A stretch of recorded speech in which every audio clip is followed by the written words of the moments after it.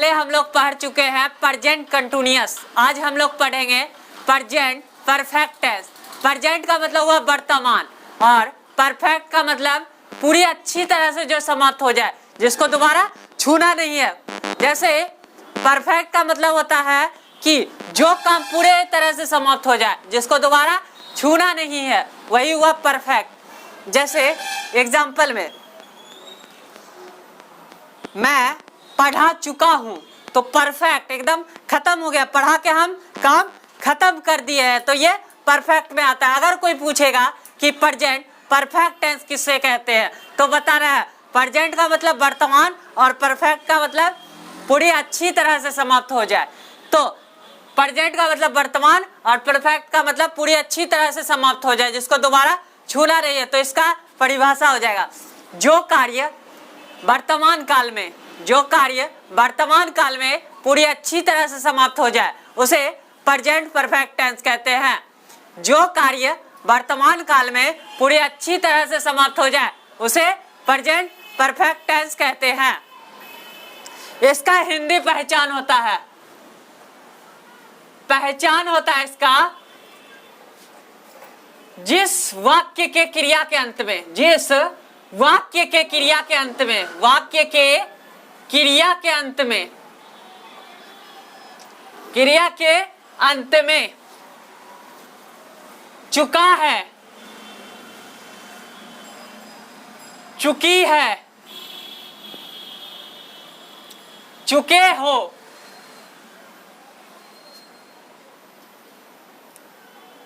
चुका हूं,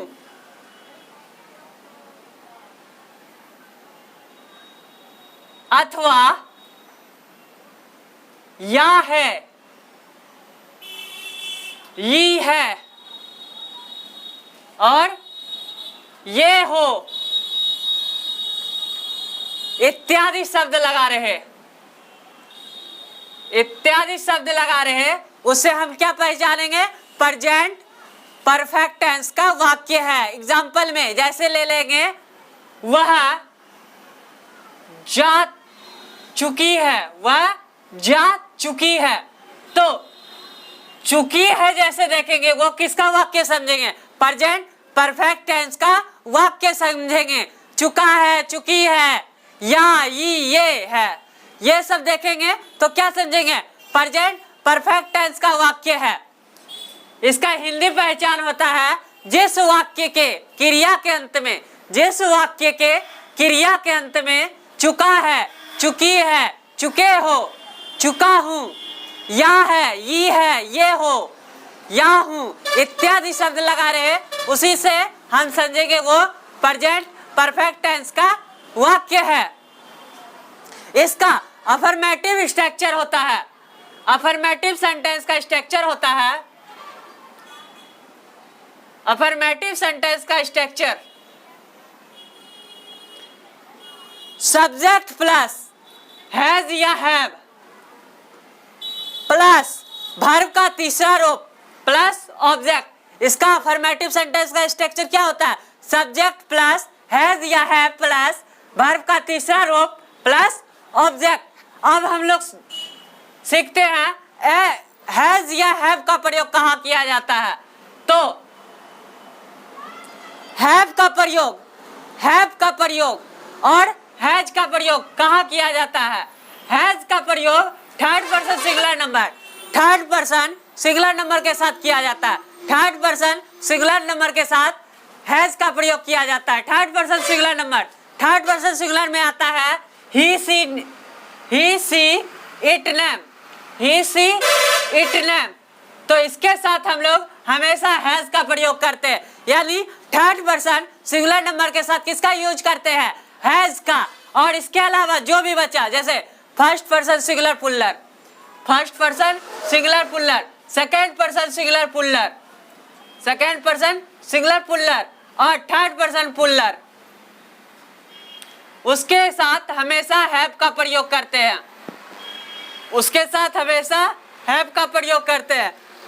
third person singular के साथ सिर्फ हैज का प्रयोग करते हैं और उसके अलावा जो भी बचा उसके साथ हैव का प्रयोग करते हैं। ठीक है, एक एग्जाम्पल में लेते जैसे है, एग्जाम्पल जैसे रहेगा मैं खा चुका हूं, मैं खा चुका हूं, मैं खा चुका हूं। तो देखो मैं खा चुका हूं, तो इसके अनुसार क्या लगाएंगे? सब्जेक्ट। सब्जेक्ट क्या है? मैं का इंग्लिश क्या होता है? आई। मैं का इंग्लिश आई। अब देखो आई के साथ क्या लगाते हैं? हैव। हैज या हैव में से क्या लगाएंगे? हैव। I have. फिर खा चुका है, तो खाना का वर्ब 3 होता है ईटेन।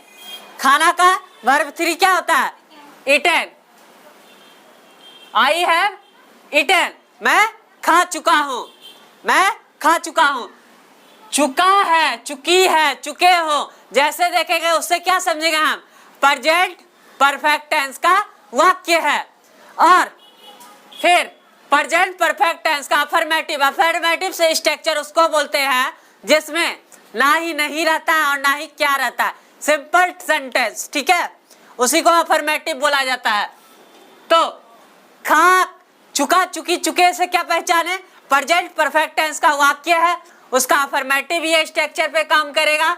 सब्जेक्ट को आगे लिखना है आई, फिर हैज या हैव लगाना है, सब्जेक्ट के अनुसार आई के साथ हैव लगता है इसलिए हैव लगाए हैं। और वर्ब का तीसरा रूप, तो वर्ब का तीसरा रूप ईटेन। अब negative structure, negative structure, negative sentence का स्ट्रक्चर। निगेटिव सेंटेंस का स्ट्रक्चर बोलता है सब्जेक्ट प्लस हैज या हैव प्लस वर्ब का वर्ब, सब्जेक्ट प्लस हैज या have plus not plus verb का तीसरा रूप प्लस ऑब्जेक्ट। तो नॉट यानी नकारात्मक, निगेटिव। निगेटिव में हमेशा नॉट आएगा। निगेटिव में क्या आएगा? नॉट आएगा। निगेटिव में नॉट आएगा। तो एक एग्जांपल लेते हैं, जैसे मैं नहीं खा चुका हूं, मैं नहीं खा चुका हूं। तो देखो नहीं है तो ये कौन सा हो गया? निगेटिव। नहीं है तो निगेटिव हो गया। और चुका, चुकी, चुके लगा रहेगा, अगर है रहेगा तो वो क्या हो गया? Perfect, present perfect, present perfect हो गया। और नहीं लगा हुआ रहेगा तो निगेटिव। तो इसका स्ट्रक्चर पे बना देना। इसका निगेटिव स्ट्रक्चर पर कहता है सब्जेक्ट प्लस हैज या have plus not plus verb का तीसरा रूप प्लस ऑब्जेक्ट। तो सब्जेक्ट क्या है? आई है। आई के साथ हैज या हैव क्या लगेगा? हैव। उसके बाद हैज या हैव लगाने के बाद नॉट, नॉट लगा दिए। उसके बाद वर्ब का तीसरा रूप, तो खाना का ईटेन, तो आई हैव नॉट ईटेन। इसका हिंदी हो गया मैं नहीं खा चुका हूं, मैं नहीं खा चुका हूं। अब आते हैं इंट्रोगेटिव सेंटेंस का। इंट्रोगेटिव सेंटेंस का structure. Interrogative sentence, interrogative sentence का स्ट्रक्चर होता है हैज या हैव, हैज या हैव प्लस हैज या have plus subject plus verb 3 plus object और लास्ट में प्रश्नवाचक चिन्ह जिसको क्वेश्चन मार्क कहते हैं। व्हाट। तो इसमें इंट्रोगेटिव में क्या से क्वेश्चन पूछता है, जैसे एग्जांपल क्या, क्या मैं खा चुका हूं, क्या मैं खा चुका हूं। तो इसका बनेगा इंट्रोगेटिव सेंटेंस पे, तो हैज या have plus subject plus verb का तीसरा रूप प्लस ऑब्जेक्ट और लास्ट में क्वेश्चन मार्क।